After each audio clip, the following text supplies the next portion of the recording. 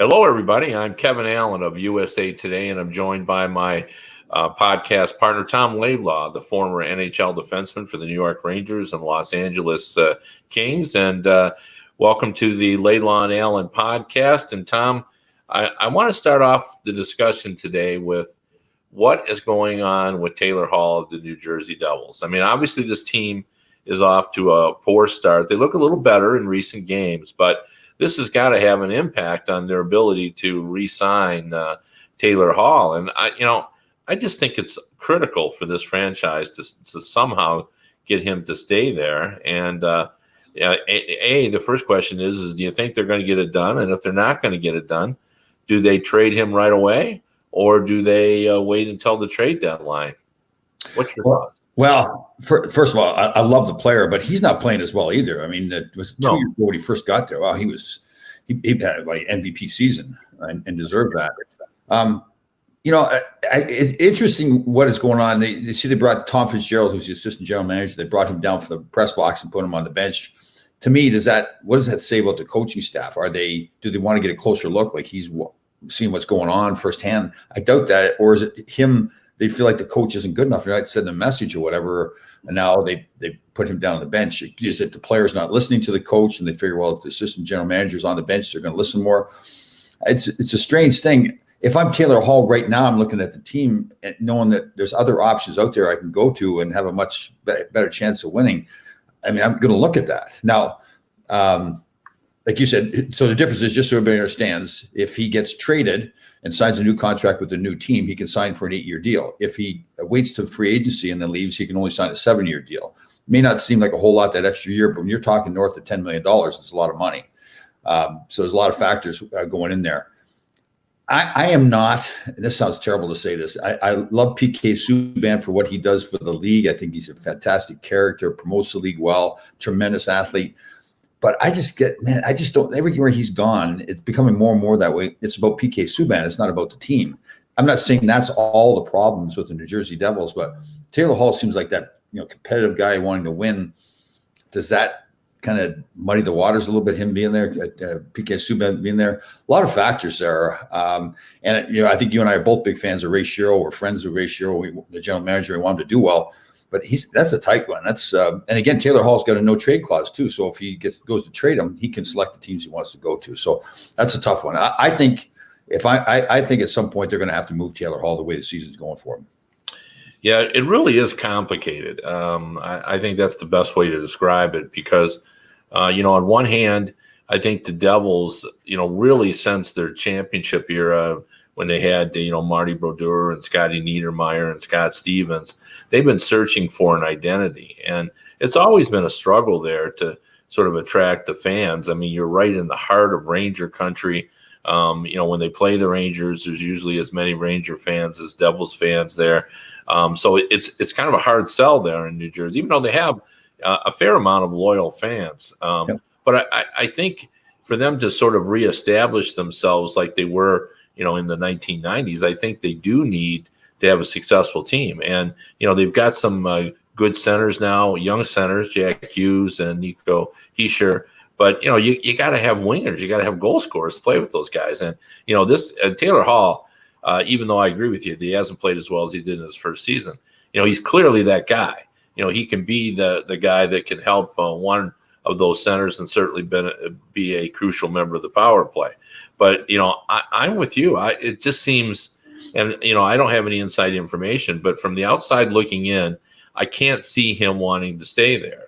I would just see him, even though, this season is kind of showing him they're farther away than I think the Devils hoped they were. Like, I think the Devils thought they were trying to compete now when they brought in PK Subban, and a lot of people thought that Hughes was going to come in and set the world on fire, that he was going to be a Jack Eichel or Austin Matthews rookie. He was going to come in and immediately be able to move into their top six and be effective. But, that's really not him. I mean, he's going to be an exceptional player. Don't get me wrong. But, he was not a guy that I think was NHL ready. He's a smaller player and so forth. But so I think they're going to have to trade him. And I think if you're going to trade him, I feel like you got to trade him now. Do you risk going through the season? And I know you want to make a splash But do you risk going through the season and him getting injured and you don't get anything? Because you obviously can get a lot for him if you move him now. Right. And so the risk is going to be, and you touched on it, the fan base. So you trade him now. Is that sending the message to the fans and to the team that you're really giving up on the season? Not necessarily. I mean, there's been times where, teams trade away players like that, and the package they get back actually helps them. They get young, hungry guys back. So that doesn't necessarily mean that they're going to play worse. They aren't playing that well either. But again, I'm with you. I think some team that now, let's say it's a Winnipeg or somebody, or some team that thought they were going to be doing better during the regular season than they are. Now they've gone through, is there injuries? They know it isn't going the way they want to. Will they pay a lot to get him? We look back to the Colorado when they traded Matt Duchene, what Joe Sakic was able to get in that deal, right? And it didn't mean that you were folding the tent on the season. You had to move the player. So I'm with you. I would trade him now. Ray Shero's been around the block a lot. He's made big trades before. He's done a great job. So he obviously knows what he's doing. But I'm with you. I would trade him right now. Yeah, and always when you're trying to make a trade in season, the complication now, of course, is the salary cap. But some general managers say, well, it's just impossible to make an in-season trade, but somehow a guy like Jim Rutherford or David Poile always figures out a way to do it. So I guess my first phone call, if I was Ray Shero, would be to David Poile, his mentor, because I think he'd be a good fit there in Nashville. Now, they've got some issues as well with Roman Josi still unsigned. So, they'd have to take, they being the Devils, would have to take some salary back in order to make that sort of trade work. But when I look at it, the fit that I really see, a team that has cap space available, a team that's really on the rise, a team that I think Taylor Hall would love to play for would be the Colorado Avalanche. And of course, now Rantanen, we're going to learn today how serious his injury is. And some people are saying, he's going to be out for an extended period. So I think that would be a tremendous fit. Now, but the issue is, I think everybody, including you, are excited about the Colorado Avalanche's chances. Like, what could they give up, to somehow get the Devils to move him Taylor Hall without damaging their chances to make a run? That's tricky business. Yep. And there's those other teams, like maybe the Vancouver Canucks. I watched them play the other day against the Rangers, and that's a good young hockey team. And do they think they're right on the cusp of making the playoffs, and that extra player in Taylor Hall makes a difference? See, to me, that I hear you with the Colorados, who are maybe more of a contender than Vancouver. But if I'm Vancouver, I'm going, I want to send a message here. We get these young kids that are good young hockey players. Let's add that guy that's been an MVP, add him to our lineup. His work ethic is impeccable. Competitive player, all those things. I want him in my locker room. I want him on the ice. So, I mean, I like those. I don't know if Vancouver are doing it. I don't know if Jim Benning's really that. He's never done that before, right? That make that big trade. But that's the kind of team I'd like to see him go to. Well, the Canucks have kind of a collection of good young players. So, perhaps there'd be a good fit that way, because that's the issue with Colorado. I looked at it before we went on air, and I didn't really see what I would consider a good fit, for a trade between the two. Maybe it's there, and maybe I'm just not seeing it. But so why do you think New Jersey went out and got PK Subban?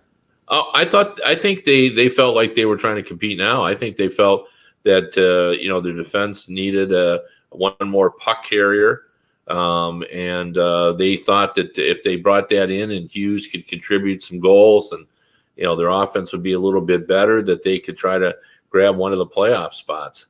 And we all know, I mean, the one thing that parity has also brought to the league is hope that an invitation to the playoffs makes you a contender. Like that you really, if you can get into the postseason. I mean, the St. Louis Blues were in last place in January and somehow won the Stanley Cup. So I think the Devils were thinking, okay, if we can grab that number 3, number 4 spot, a wild card spot in the in the East there, that maybe we could make a run and get excited. I mean, Carolina Hurricanes made a nice run last year as well. So I think that's what they were thinking. Now, to be honest, I didn't think what happened in the offseason, including bringing in Wayne Simmons, I didn't think they had done enough to get it done. But apparently they did.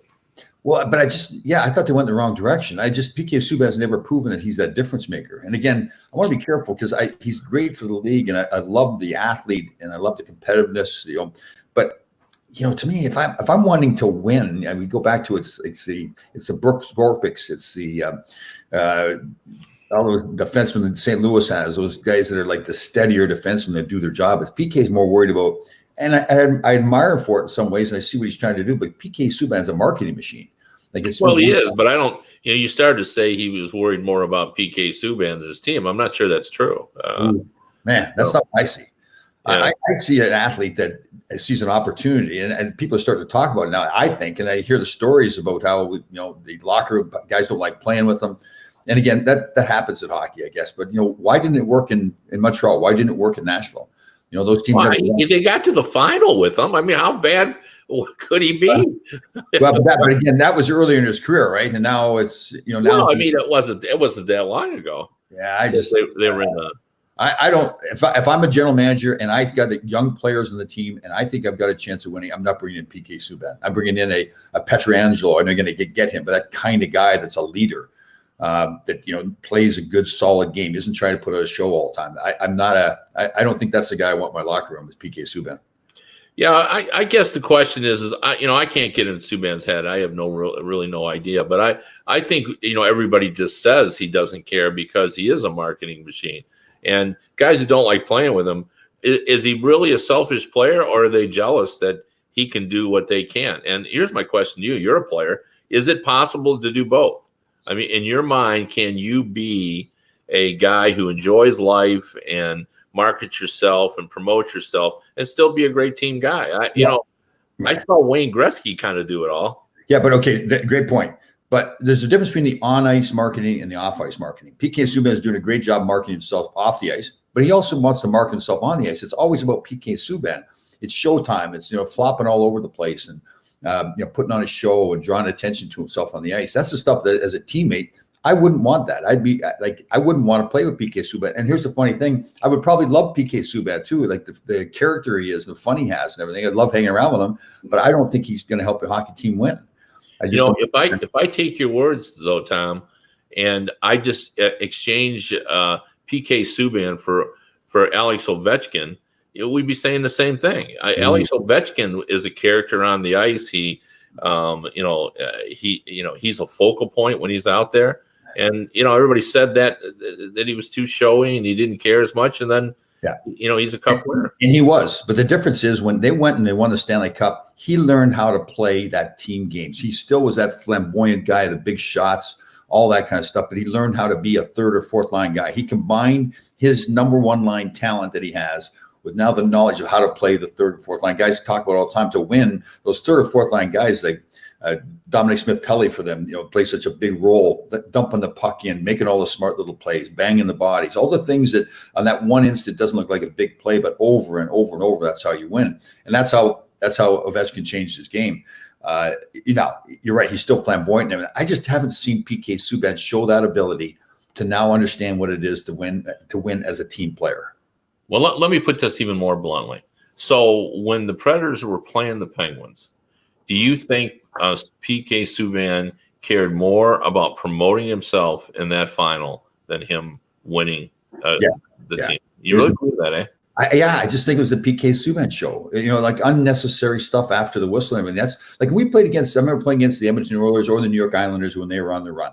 So with the Oilers, when they had Marty McSorley and Kevin McClellan and all those tough guys during the regular season, if you do something to one of them, you're going to get in a fight.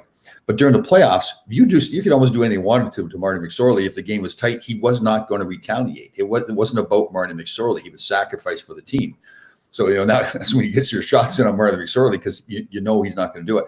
I just don't see that with PK Subban. It's like, oh, poor me, I've got a bad penalty against me, or somebody did something to me. Now I've got to retaliate. And that's you're not going to win with that. So that's that's the part that. And again, when you got that young impressionable players. Like Hughes coming in, and now PK Subban, the veteran guy making lots of money, can pretty much do whatever he wants to do. Then you get your young kid, you don't know any better, and you think, well, geez, I guess I could do the same thing too. PK Subban's getting away with it, so why can't I do it? Yeah, see, but I think you put guys with colorful personalities in a bad position because, even if, and I'd like to look up Subban's numbers in that playoff because I remember him playing pretty well. But So even if he gets a bunch of points, if he led the playoffs in scoring, you're going to say, well, he did it for himself and not for his team. Well, it's not the scoring. It's the extra stuff that you don't have to be doing. Like was it the finals when it's Crosby when he was punching him in the head and stuff? It just you're running the risk that you're going to take a penalty for your team with all that extra stuff. He's a talented athlete. He's flamboyant. Everybody in the building, including all the referees, are watching him all the time. Listen, I feel the same way about like an Erik Karlsson or those kind of guys too. Fantastic athletes, but it becomes such and it's not their fault necessarily in all cases. Maybe PK Subban is a little bit different than Karlsson. But Karlsson, it's his show, right? And that's not how you win. You look at the teams that win, and I keep bringing up a Brooks Orpik all the time because I watch him play, or a Kenny Morrow back in the day with the Islanders. Those guys, they just come and do their job. Everybody do their job, and that's how you win. So you'd rather have Brooks Orpik in your lineup than PK Subban if you're a Stanley Cup final? Yeah, absolutely. Look at the defenseman for the St. Louis Blues last year. Yeah. Jay Bouwmeester. Man, he was a beast out there. And a lot of people, when they watch the St. Louis Blues, wouldn't even recognize Jay Bouwmeester, what he does, because it's just that steady play all the time. If I want to win, you're right. I would rather take a Jay Bouwmeester than a PK Subban. No, the question was Brooks Orpik. Yes, I would still take. Yeah, I just think you win with those kind of players. There's no coincidence. To me, they win championships. They win in Pittsburgh. They win in Washington with that kind of play. Yeah, I don't know. I don't know if I can say that. I mean, I see the value in Bouwmeester. I thought he played terrific last year, and they had, other guys, unsung guys that played well, but you still have to have a puck carrying defenseman, a guy that can just move the puck and be dynamic. And usually Stanley Cup championship teams have a guy who's really good offensively. Which of the last two cups was it that Letang was hurt for? Was the first one or second one? I can't remember. Second, maybe? It was second, He was their puck carrying defenseman. They didn't replace him. No. Cup. But usually it's the case that you do. I mean, the Blues have Peter Angelo, who is a very good offensive player. That Perico has just a sizzling shot. I mean, you got to have some offensive flair. The other question I wanted to ask you, and sort of just take it outside the realm of hockey, and I'm asking you because I want your opinion on this. Not that I'm making any kind of point, because I'm not. But in other sports, in the NBA, guys don't change their personalities, and they win championships, but they're still the dynamic personalities they are. Same as in football. In the Super Bowl, guys take out their fake pens and sign their shoes and do dances in the end zone and do everything like that. Are they any less dedicated to winning because they do that? Is it only our sport that doesn't allow guys to, show their personality and do things? Well, you talk about football, and the team that's been most successful over the last 10, 15 years is the New England Patriots.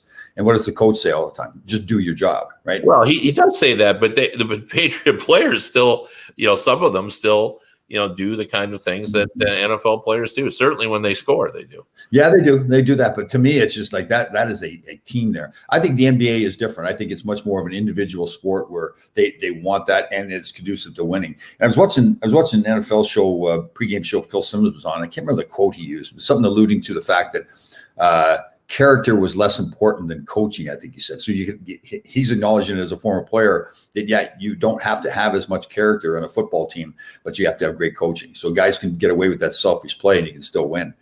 I just think hockey's that game where you're constantly making decisions out on the ice.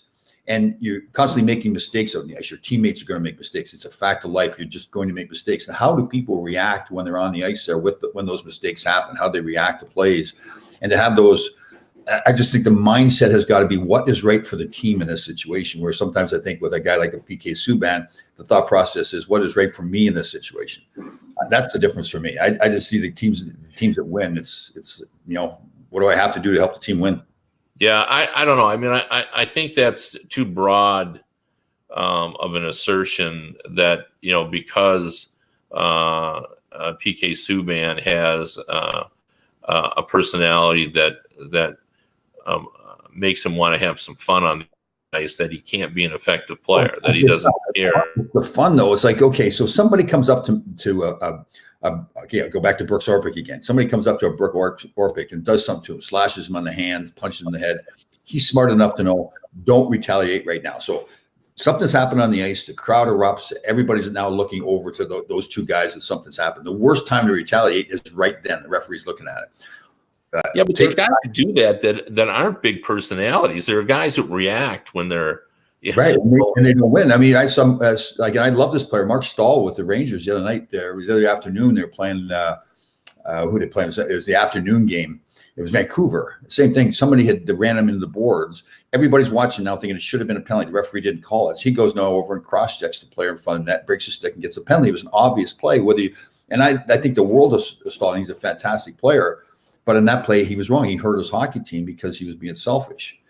See, I just think I see too much of that from PK Subban. It's not necessarily the part of the game. It's that it's just not thinking of what's right for the team. Yeah, well, I don't disagree with your point that selfish play does not conducive to winning championships, but I'm not so sure that that it's fair to criticize him for always being selfish. I think what really bothers people is that he's a big personality. Well, there's no question. He draws the attention. So everything. Yeah, and I've sensed that all along. I see people who sort of sneer at the idea because he plays differently. Yeah. Than everyone else, and he's not the only guy. Like I said, Alex Ovechkin. That people criticized him all the time for that, for being a character out there instead of doing what needed. And now he did alter his game, but I think he's still flamboyant. I think you still see his personality kind of come through. Yeah. And I don't know. It would be hard for me to believe that PK Subban didn't want to win badly when he was in the final. Yeah. He's a hockey player. And you're right. That's a very good point. It's not that he didn't want to win, but has he learned how to win? And he learned to sacrifice his own personal goals and dreams for winning. And therefore, he would actually increase his goals and dreams. You want to market yourself more. Well, winning a Stanley Cup is certainly going to help that.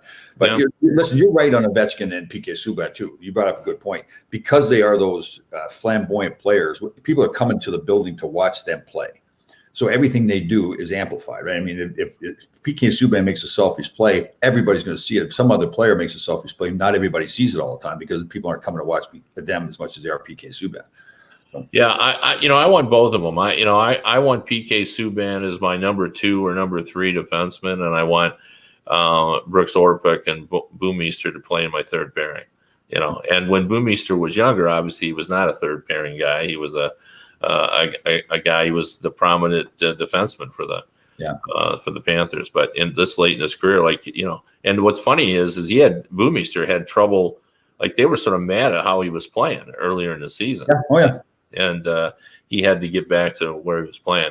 Well, let's talk about a few more things. I want to revisit where we talked last time. John Carlson, John Bobby Orr Carlson, scored 2 more goals last night. Now that's 20 points in October, and I think he's one of 4 players. Let me look him up here. Yeah, 4 players in NHL history who have had 20 points in October. Paul Coffey, McGinnis, and Brian Leetz. Those are a pretty good company. And when he had 18 points in 10 games, that was his 11th game. He joined only Paul Coffey and Bobby Orr had done that. So. Carlson this is a kind of a streak for the ages in terms of what he's doing, and I'm going to talk to him later today for a story I'm doing. But do you want to reconsider what you said about him? Is he a premium defenseman, or is he just hot? Well, I think a little bit of both. I mean, there's enough body of work there to show that he is that offensive defenseman. Obviously, I think what's happening too, and I love this part of his game, is his confidence level is sky high. I remember when Vegas, the first year in the league, I think a lot of us were the same way when they started playing so well and winning all the time. We thought, it can't last forever. It's not going to, it can't keep going like this. And all of a sudden they're in the Stanley Cup final. So I think I'm looking at the same thing with him. And I'm thinking, he can't keep going like that. There's no way. But man, he's on a roll, and he's got great players around him to help him too. Like he's distributing the puck. That people are putting the puck in the net. Other people can score goals as well, so they can't just cover him. So I think he's the real deal. I mean, to now have this hot of a streak when you played that long, obviously he showed he was a good player, but to now have this hot of a streak, I mean, it's a big difference. But wow, I can't look at him now and pick apart his game. I think he's the real deal. If I'm not crazy about his defensive part of the game, I mean, who really cares? I guess when you're getting the puck out of your zone so much and scoring goals, I guess your defensive game. And like you mentioned before, maybe I've got this idea in my head that his offensive game is not that good, and maybe it isn't as bad as I think it is. And a large part of it is, and that's the way the game is now, that he gets the puck out of his zone so quick. So he's good. Yeah, he's played almost 26 minutes too, so they're rewarding him. And the more you play, obviously, the more opportunity you have to score points. But it's pretty impressive. And I wanted to get your thoughts too on just the Capitals in general. I have this kind of theory going that we're all talking about the way the Edmonton Oilers are playing with the Ken Holland now there, and the trade he made with James Neal, and of course the Buffalo Sabres have been unbelievable in the early going here. The Hurricanes have picked up where they left off. We're all talking about maybe the Tampa Bay Lightning aren't as good as we thought they were. The Bruins, a team that you really like, have continued to play well, picked up where they left off. And nobody's talking about the Capitals. And I watch them, and I see a team that is the same team that won a Stanley Cup. And my only concern is I thought trading Matt Niskanen was going to hurt them. And it still may, because I think they have a little trouble in that second pairing on defense, Orlov and Nick Jensen. I think both of them have kind of struggled a little bit in the early going here. And I think they're going to have that squared away. But I think this is a team that nobody's paying attention to that could easily win the Stanley Cup. I don't mean easily, but I mean they're a team capable of doing that. Yeah, very similar to me that the Pittsburgh Penguins were, right? I mean, even though they won the Cup that first year, I don't think that next year we really, I don't think it was a lock that they were going to win the next year.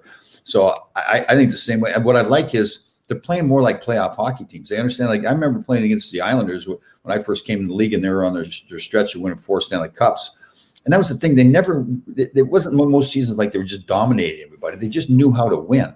I think that's the difference now. Washington's been through it. They know how to win. They know that, yes, you've got to play. You got to get your game progressively better and better and better as the regular season goes on. And, you're going to have down stretches, and you try to keep those down stretches as short as possible. And they don't get carried away with, oh God, our team's falling apart. I'm with you. I mean, to me, I think you mentioned like Boston's in that category, Washington's in that category. To me, Tampa's a great hockey team, but they haven't shown me yet because they haven't done it. They haven't shown me that they know how to win consistently. So, I like Washington Capitals a lot. Yep. Yeah, and they've got the offense, I think, and defense. And now, I think I wouldn't rule out Samsonov taking the net.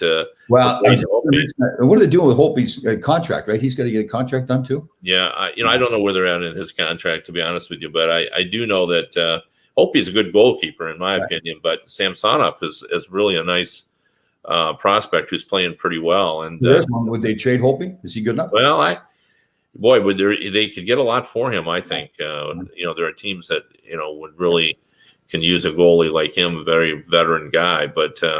Anyway, we're running out of time, and I want to get to the Bruins a little bit because I have an important question for you. Why don't the Bruins seem to love Torrey Krug?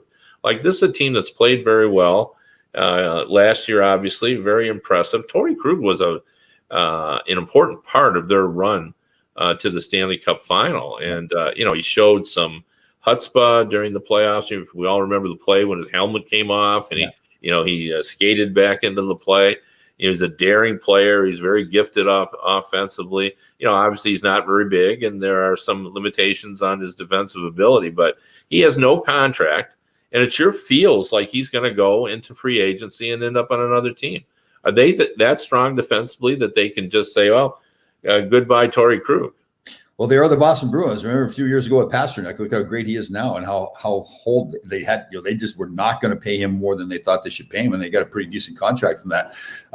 It is Boston, right? They still, although times have changed, they still do it their way, and I still believe that they feel like they have a good enough team structure there that one guy isn't going to make the difference. I don't think they want to lose Krug. I think they'd like to keep him, but I don't think they're just going to say, okay, yeah, we're going to give you whatever you want because you're such a great player. I know you're not suggesting that either, but.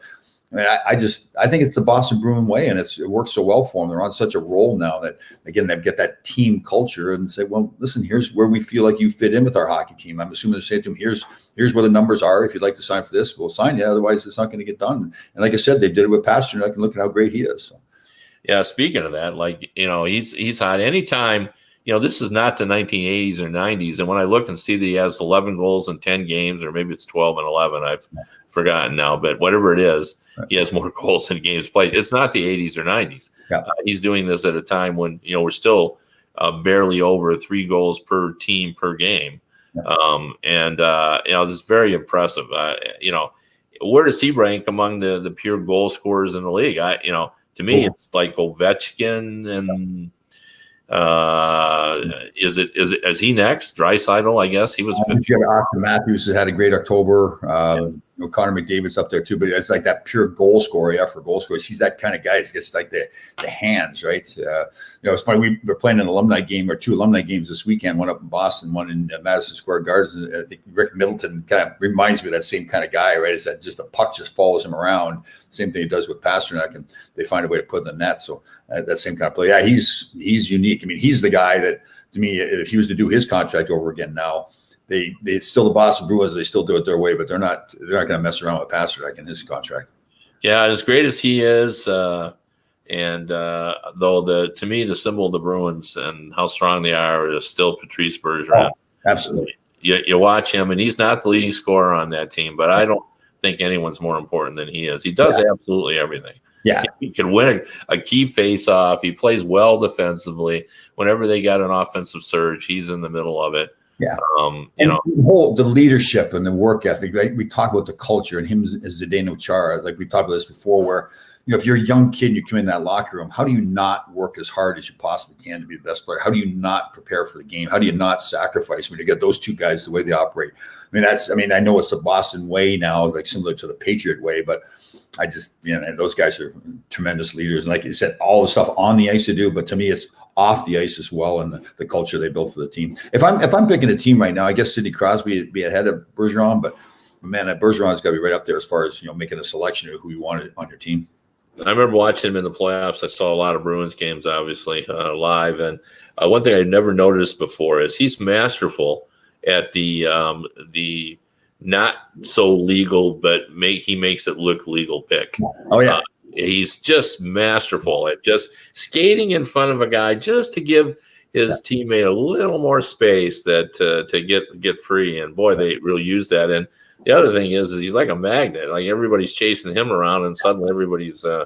They never quit attitude. I remember a couple of times last year where he'd be on a power play and there'd be a turnover, and the penalty killing team would be going in on a breakaway, and he just wouldn't quit. A lot of guys would think, "Oh, geez, I'll never get to catch that guy." He would just continue to try and get him, and a couple of times he did. And again, to me, what that does is not just stopping that play, but the rest of the team is now like, "Wow! I mean, how can this veteran player, sacrifice that much, work that hard?" And it's just contagious after that. And sometimes the feeling the back pressure is the same as getting hooked. You just sense it's coming, so it alters what you're doing when you come in on a breakaway. Yeah. Anyway, that's all the time we have. I'm Alan. He's Laidlaw. This is the Laidlaw and Allen Report, and we'll be back next Monday for another edition. See you later, guys.